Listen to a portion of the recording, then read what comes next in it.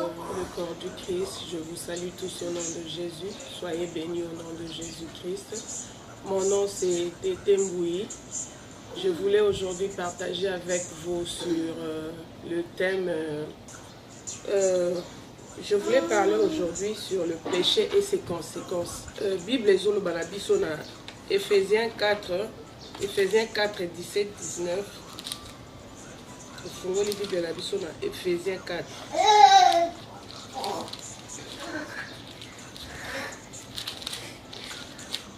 Éphésiens 4, verset 17 à 19. La Bible dit, voici donc ce que je dis, ce que je déclare dans le Seigneur, c'est que vous ne devez plus marcher comme les païens qui marchent selon la vanité de leurs péchés. Ils ont l'intelligence obscurcie, ils sont étrangers à la vie de Dieu, à cause de l'ignorance qui est en eux, à cause de l'endurcissement de leur cœur. Parole du Seigneur. Et que dit la Bible à propos du péché? Définition à masumu na Bible zani. Tofungoli na 1 Jean 3, 4. 1 Jean 3, 4 ilobike. Quiconque pêche transgresse la loi, et le péché est la transgression de la loi. Masumu eza kubuka mibeko. Soki osumuki ubuki mibeko. Mutu nyonso to azosala masumu azobuka mibeko ya Nzambe.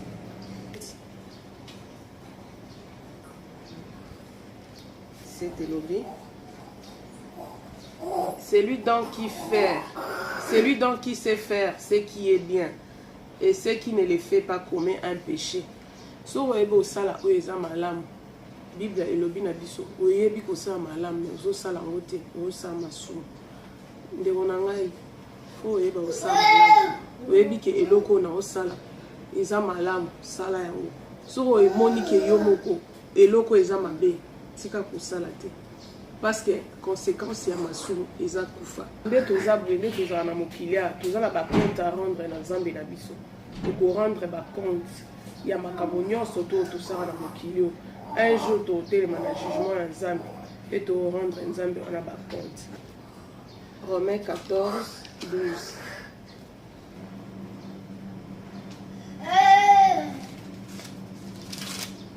12. Ainsi chacun de nous rendra compte à Dieu pour lui-même. Donc mutuna mu osambate na tata na osambate na bandeko na osambate na mobile na yo. Donc salut est individuel. Mutuna muta oleka na jugement Nzambe tout partout. Misala nyonso o saki na mokilio.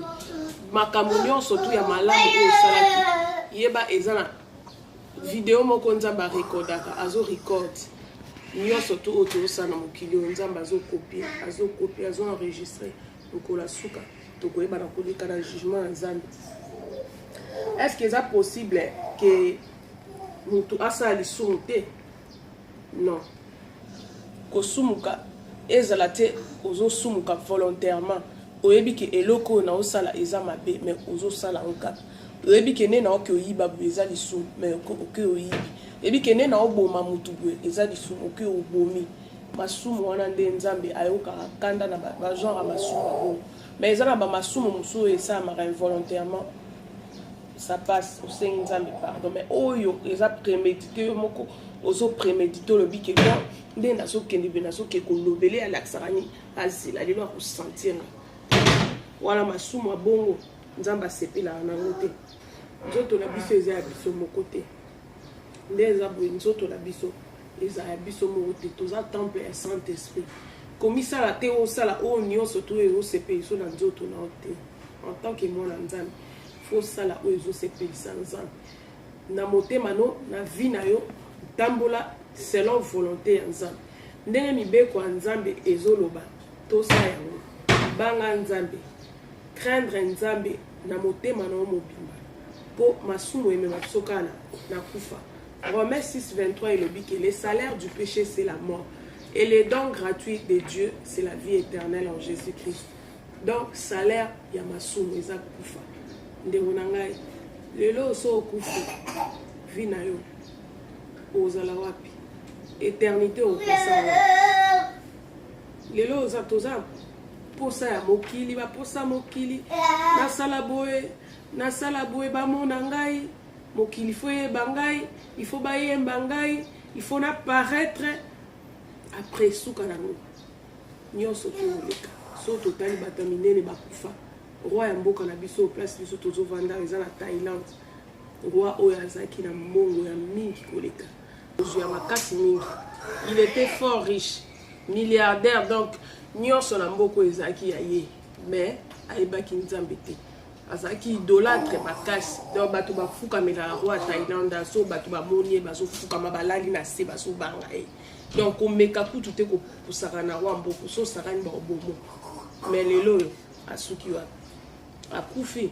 sikoyo toyebi te soki apesaki bomoi na ye epa Jésus Christ avant akufa soki apesaki bomoi ne avant dernière minute akata motema soki azongisaki bomoi ne pa Jésus Christ gloire à Dieu mais soki azongisaki bomoi ne pa Jésus Christ éternité ne akopasi yango wapi donc faut toyeba kosala malamu na mokili oyo soki oyebi te malamu yango fo nasala yango kohésite te sala malamu parce que Bible lobi na biso ki oyo nyonso tu akosala malamu nzambe akopambola ye tokopambola matorozwa mutu na mutu akozwa couronne na ye na lola kuna mpo mutu na mutu nde tosalelaka nzambe biso nyonso mutu na mutu akozala na eza lokola na armée bamajor bazali bacapitaine bazali bagénéral bazali donc mutu na mutu akozala na niveau na ye kuna na lola niveau ya malamu oyo tosalaki na mokili oyo na lola kuna tokomona tokozwa bagrade na biso bacouronne na biso na lola kuna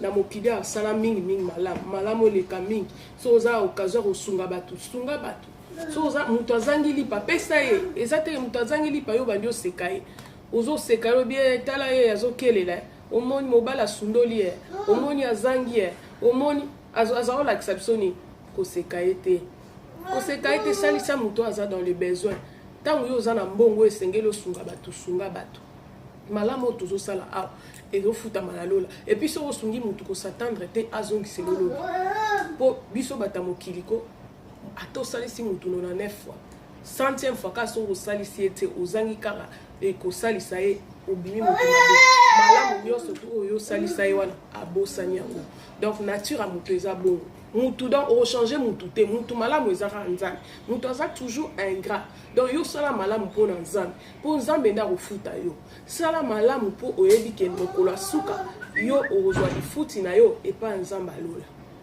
kobanga bato ya mokili te banga nde nzambe oyo abomaka nzoto abomi mpe molimo nzambe alola soki ozwi na ye problème nani okoteli ozwa problème na moto ya mokili ozwi problème na mutu oke na police ofundi ye bokati makambo soki esimbi te obeleli nzambe alola akoteli yo kasi soki ozwi problème na nzambe nani akoteli moto akoteli aza te komwasi ndeko mobali yo oyo ozowumela toujours na impudicité yo oyo ozowumela toujours na koboma bato na koyiba na kosala mabe ya lolenge na lolenge bongola motema pesa bomoi no pa Jésus Christ trop tard eza te na vie trop tard eza te pesa bomoi no pa Jésus Christ aza fidèle aza pe miséricorde akolimbisa yo aza riche en bonté dans la colère donc eloko moko te mutu moko te akondane yo mutu moko te akondane yo alobaki oyo oyibaka yo bomaka bato sel mutu akojuge yo ezaka nzambe mais lelo ndenge oyoki liloba oyo bongola motema ndima Yesu yambola masumu banda kosala bolamu Bible lobi na biso na Ésaïe 55 verset 7 que les méchants abandonnent sa voie et l'homme d'iniquité ses pensées, qu'il retourne à l'Éternel qui aura pitié de lui, à notre Dieu qui ne se lasse pas de pardonner. Nzambe na biso alembaka te na kolimbisa biso kozala culpabilité la tayote ke o nzambe ne na bomaki mutu boye onde na longola izemi boye ne na yiba imbonga bato boye nzambe eska kolimbisanga aza na sima maloba na ye akolimbisa yo aza nzambe moko aza riche en bonté soko osengi bolimbisi kozongela su masumu te fukama soko osaki masumu lela maka nzambe likola bomoi na yo tambola na kobanga nzambe banga nzambe sala bolamu nzambe akolimbisa yo lelo namoni mpona lelo tosuki wana nga na bino tokocontinue na deuxième vidéo na biso nzambe na ngai apambola bino au nom puissant de Jésus-Christ amen soyez bénis. Bon, hésitez à s'abonner à la chaîne Nanga Kombo Nango les amis de Yahweh. Bon, s'abonner, bon, tika ba commentaire na bino, ba j'aime, kolo Nanga Kopambo la bino, plus ma vidéo et qu'on passer la chaîne wana so ibo s'abonner ba mort bozala na accès na. Que Dieu vous bénisse au nom de Jésus-Christ.